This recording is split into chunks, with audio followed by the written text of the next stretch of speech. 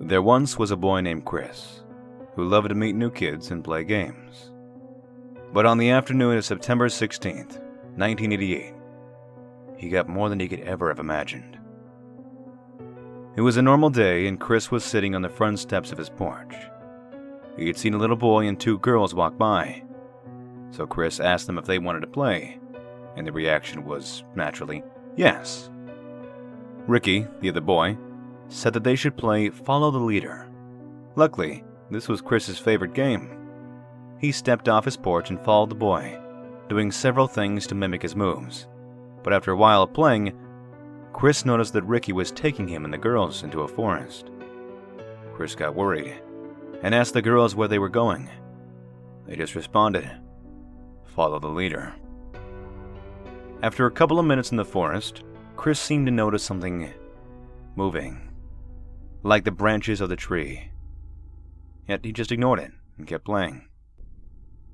About 10 minutes later, Chris saw the same weird branch moving on several different trees, and he was really getting worried.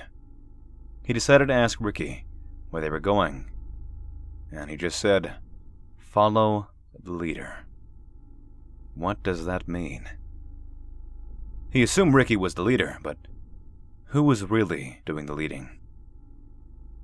About 5 minutes later, Chris saw the branches again, but this time they seemed almost like a man. A man wearing a suit. He had weird, tangled arms and was super tall.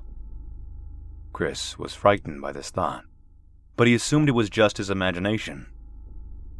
They finally made it out of the woods and into a playground that was inhabited by other children.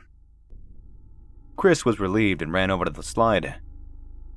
He noticed that the other children were walking over to the one big oak tree and sitting under it. Chris didn't mind this at all.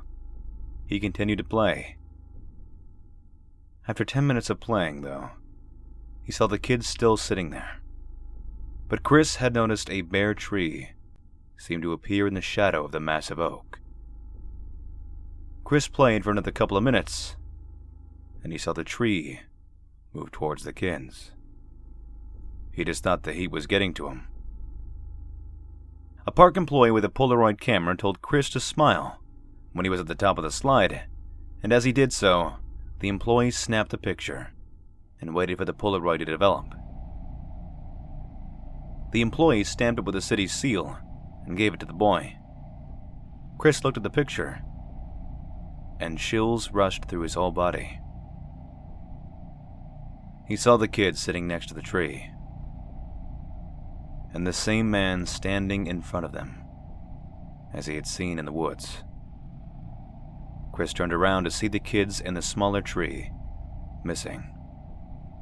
He backed up, tripping over a fallen branch. He remembered that there was no tree by the slide. Chris looked up to see a blank face staring back down at him.